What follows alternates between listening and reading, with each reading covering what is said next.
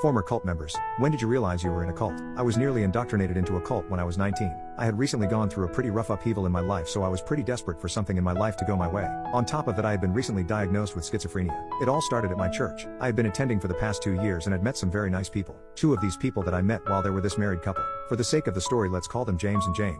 James was 44 and Jane was 29. James and Jane were sweet and very welcoming, so I found their presence to be exactly what I needed at the time. For about 4 months I had been going over to their place to just hang out or have dinner. Their place was covered wall to wall in crosses, fish, and other holy symbols. Over time though, they began to get a bit more intense than they had been in the past. As I got to know them, I would eventually come to tell them about my diagnosis. They were always extremely interested in hearing all about my hallucinations. At first I had only thought they were curious. A couple weeks later, James and Jane invited me over for dinner. I had assumed it would be just like any other time I had gone to visit. When I got there, however, I quickly realized that I was not the only person they invited. 3 other people were there, 2 women and a man. James and Jane told me that they were family from out of town and asked if it was all right for them